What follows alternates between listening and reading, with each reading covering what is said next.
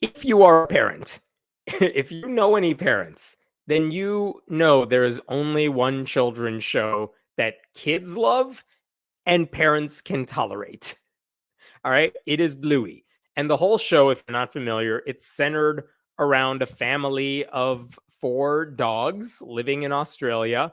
And as a parent, and I have seen plenty of Bluey episodes myself, what do I like about it? The jokes have multiple layers. It's funny to me, it's funny to the kids, maybe for different reasons.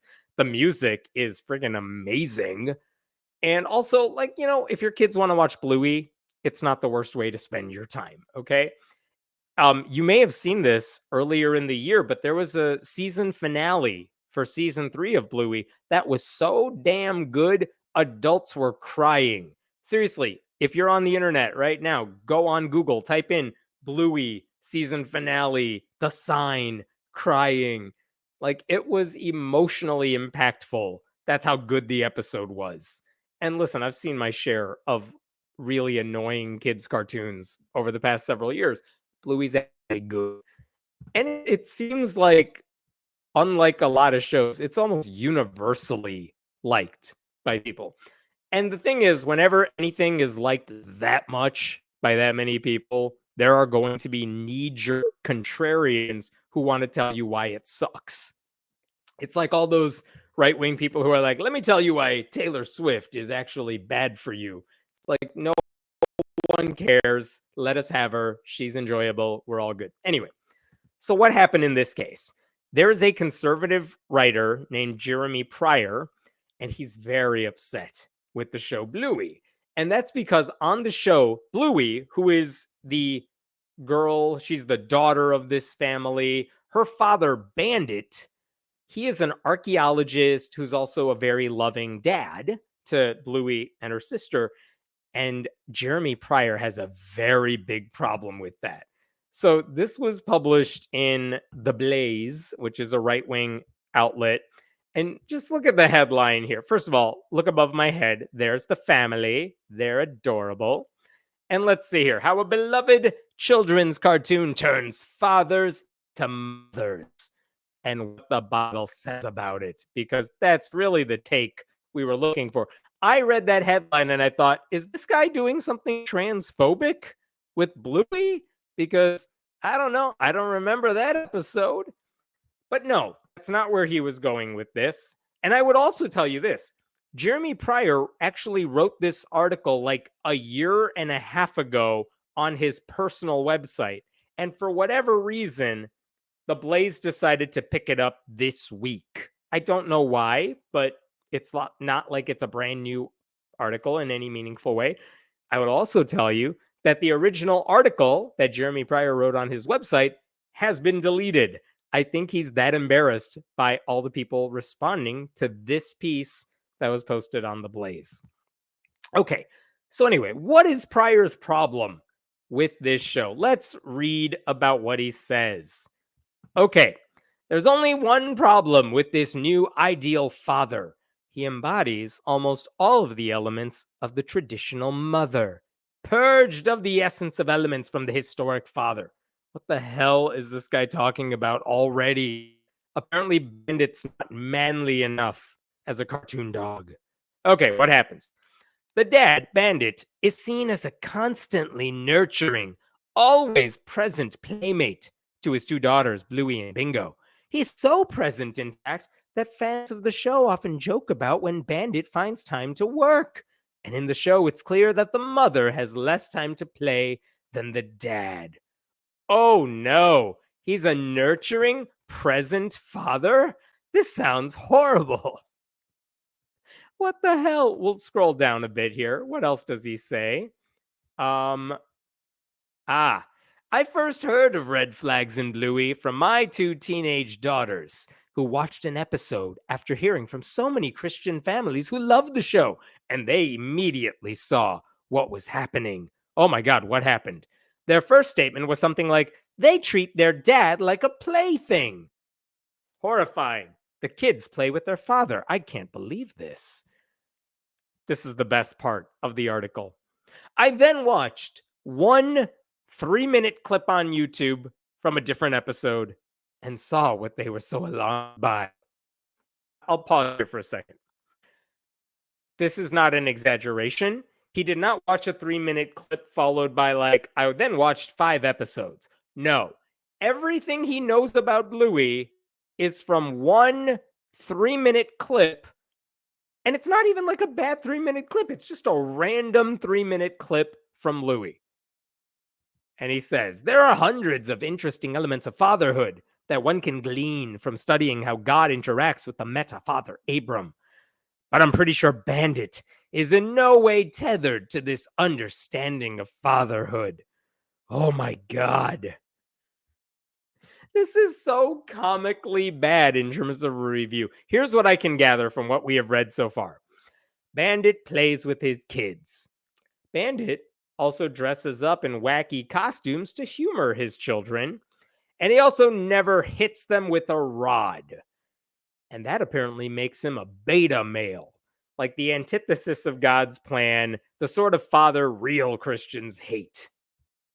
And by the way, this idea that Bandit never even works, that's not true, because true fans of Bluey, this season, Bluey's dead Bandit went on an archaeological trip that lasted 6 straight weeks, and he was gone from home during that entire time, and that's what the episode was about. And then he came back and he missed everybody. There was a nice reunion. Unbelievable. So, what else do we have to say here? Pryor doesn't say he watches the show. He doesn't say he actually doesn't talk about the show beyond everything I just shared with you. There is not much more about Bluey in that article. Like he said, he's only watched one 3-minute clip. And then he wrote like 1,400 words on the topic of masculinity, Bible-based masculinity, whatever. So what is it that he thinks a real father ought to be doing? Because if you're going to say Bandit's a bad father, tell us what a real father looks like, right? We don't hear that in the article. He doesn't say. He just kind of hints at it because he refers to traditional gender roles. He says that embracing these kinds of portrayals will go a long way in shaping our intuition around the essence of these roles, which is a long way of saying, I don't know what. If we watch Bluey, it's bad for us. Like if we had more fathers like it, like the sort of father kids actually like, society will be ruined. The story that he wrote is actually really boring because it doesn't even make a strong argument for why Bandit is bad. I guess it's hard to do that when your entire understanding of the character is revolving around a single clip. But considering that's how most Christians read the Bible, I mean, I guess we shouldn't be surprised that he doesn't get it. I actually wish he had not deleted his original article from the internet because I want to show you this. This is the image he included with his original essay. And I'm going to remove myself here. You could see Bluey on the left and Bluey's sister Bingo on the right. And you see the dad Bandit in the middle. And this was included in the article, I assume, to show, like, look at the father, look at how demasculinized he is. This is not a good man right here. And I guess, okay, if you want to show that the dad's not manly, this is one way to do it. But I do think it's worthwhile to tell you where this image is coming from. So that scene is from an episode in which the two kids put on a show for their parents about how their parents first met, which is adorable.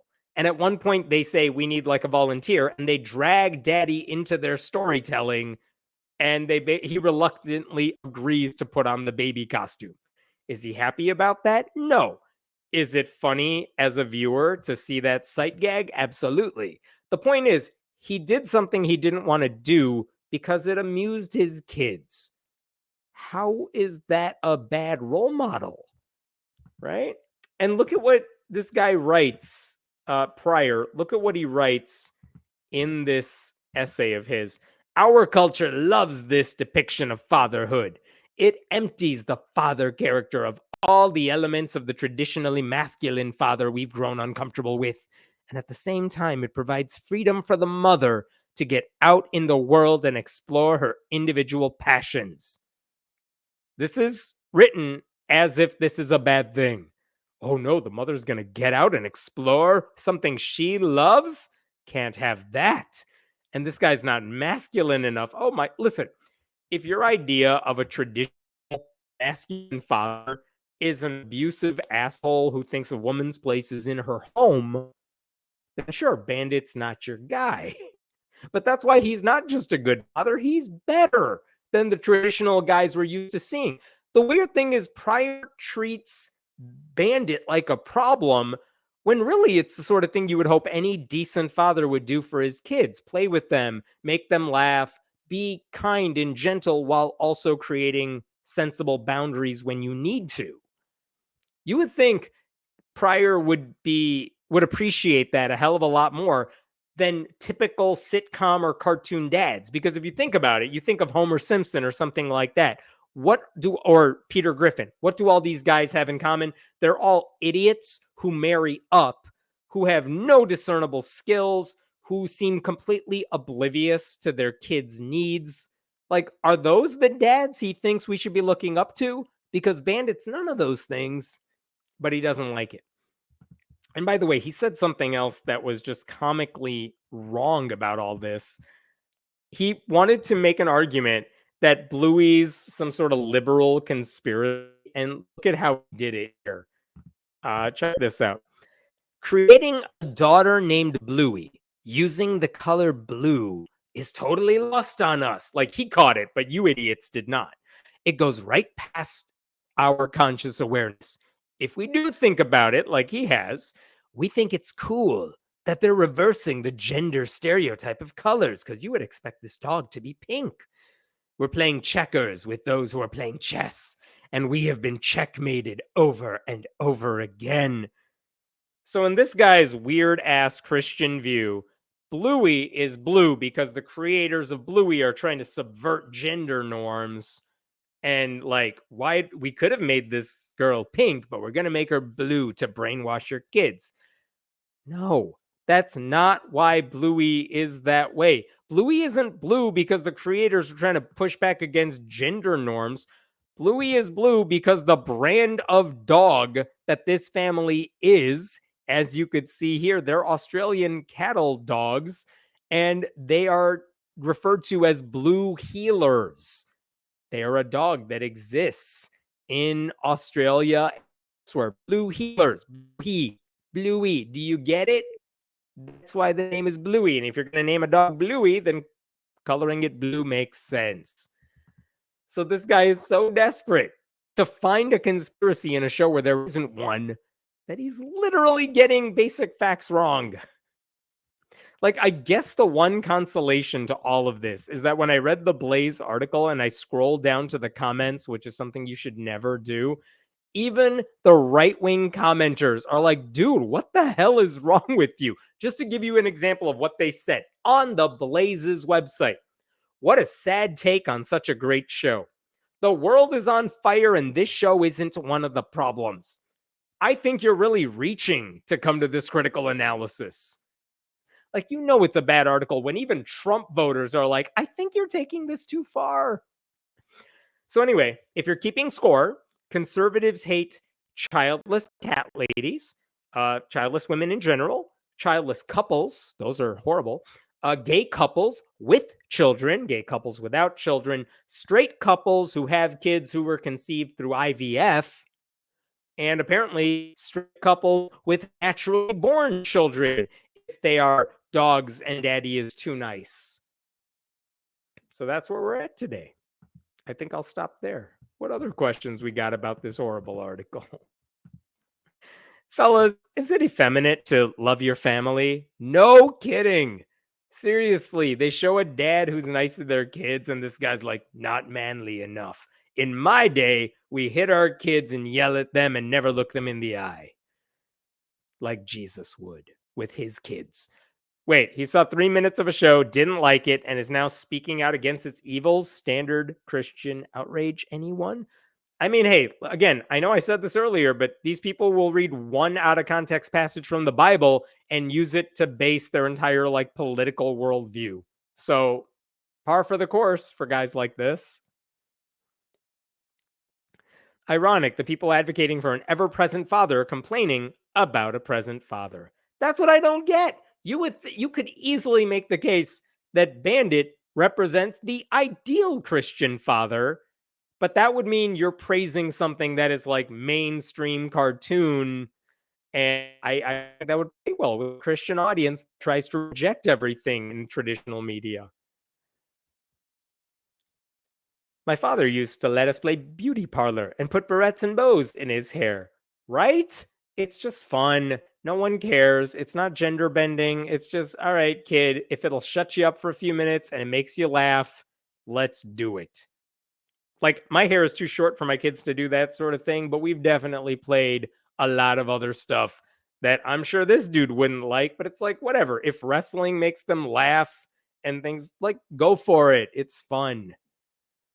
Those, I'll tell you what, cartoon or not, Bandit's kids will grow up to want a relationship with that guy. I promise you, any father that's grown up like a James Dobson, give me something to whip you with, if that's your type of fatherhood, your kids will not want to tell you things. They will not want to spend time with you when you're older.